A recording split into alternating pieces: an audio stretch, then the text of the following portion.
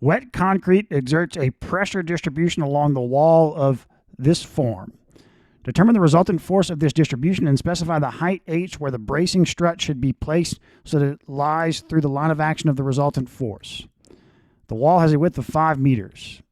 Okay, so if you haven't watched the video where we go through this section of the textbook on simple distributed loads, simple because we just deal with these planar distributed loads in this section, go watch it, because if you don't understand what we talk about there, you might be a little confused here. So this is not, they don't give us a coplanar distributed load here. It looks like it, visually it looks like it, but we can see that that's not what it is, because, well, first of all, it gives us the actual pressure P. And then if you look at the units are newtons per square meter. This is not like newtons per meter or force per length. That would be that coplanar distributed load. But we can still treat this as a coplanar distributed load problem because it is coplanar. How do we know it's coplanar? Because into and out of the page, the pressure doesn't change. The pressure isn't a function of, for each point, like, okay, here's the pressure as a function of height, h, right? We could say, so here is just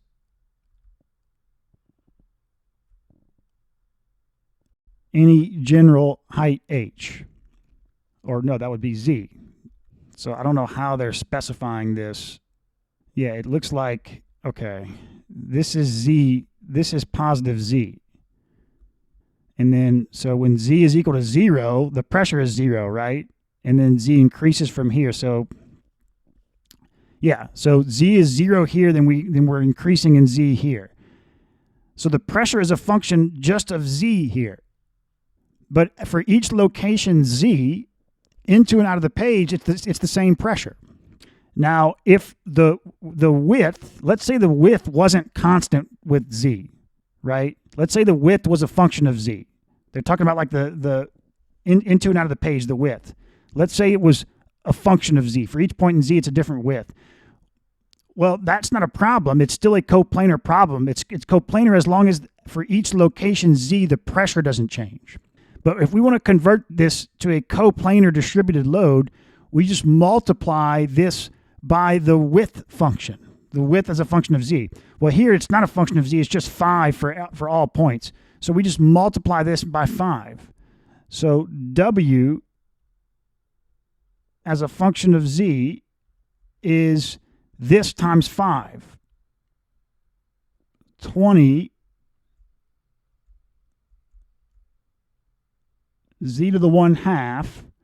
And so that would be, now instead of kilonewtons per square meter, this is kilonewtons per meter. That's a coplanar distributed load, right? Force per distance. But you can see how it's still just representing the pressure, right? Because the distributed load is pressure. It's force per area. It's just, it factors in the width dimension automatically since it's a coplanar problem. That's all. Okay.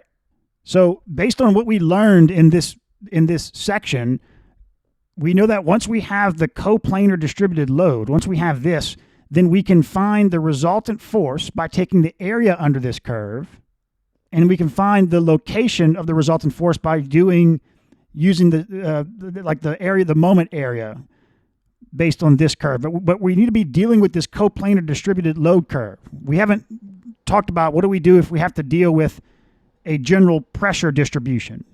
We only know how to deal with these coplanar distributed load curves. So now that we have this, let's find the resultant force. Let's get the area under this curve, and then we'll go from there. So the area under this curve, we need to integrate. We can't just, this isn't a rectangle or a triangle. So we'll call this the force from the concrete, and we need to integrate from 4 to 0, and we're just getting the area under the curve. So from 4 to 0, 20z to the 1/2 dz. Okay? So this is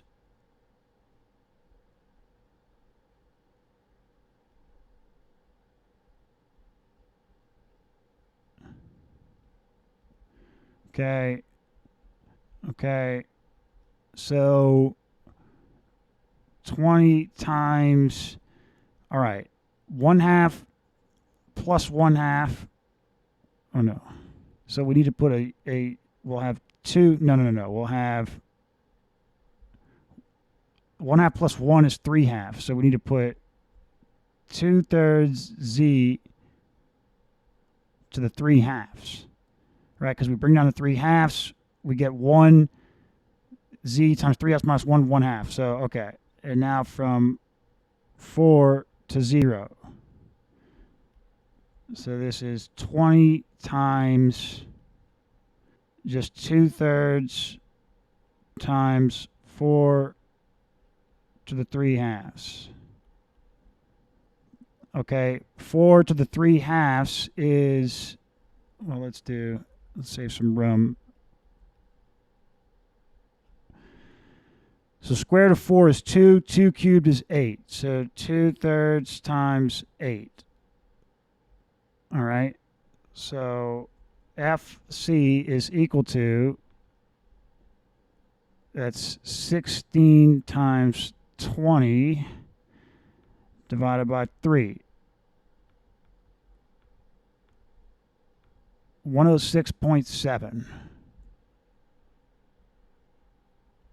And this is in kilonewtons. All right. So that's the resultant force acting in this direction. And we can also find the position of this resultant force, right? Just use like we use the formula. So we talked about how to do this in the textbook, but let's leave this here. So measured from the origin, we'll say measured from here, the location of this force is what?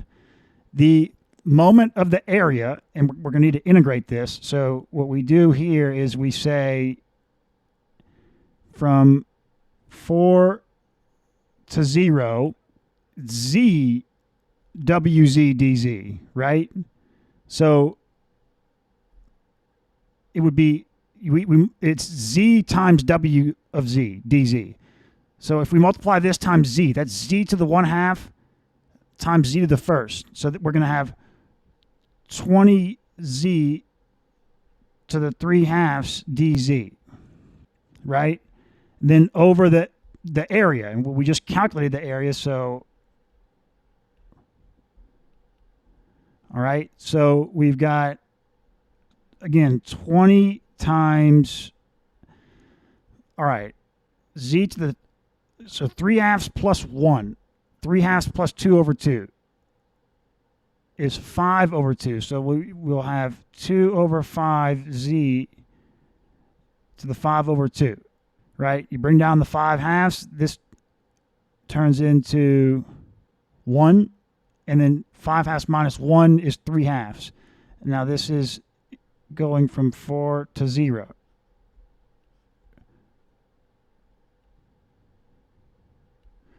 All right. So we've got 20 times 2/5. All right. Square root of 4 is 2, and then 2 to the 5th is 32.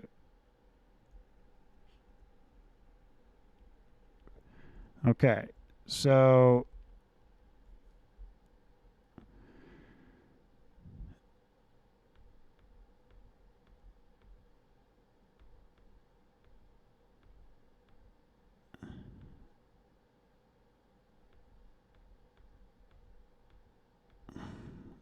$2.4.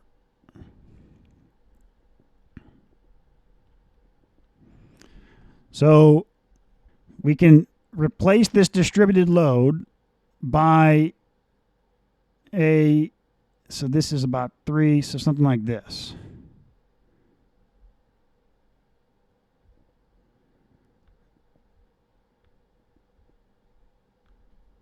An equivalent force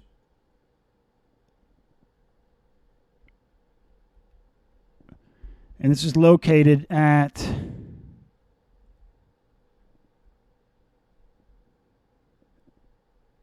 2.4 meters. All right. So what it wants to know is what's the height where this bracing strut should be placed so that it lies through the line of action of the resultant force. Oh, well, that's easy. So what's this height? If we want this strut to line up, that's just going to be 4 minus 2.4.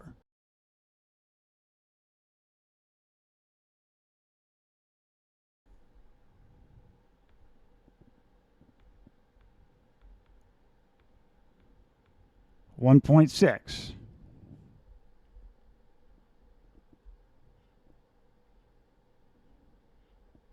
And then it wants the magnitude of the force. There you go. That's the answer.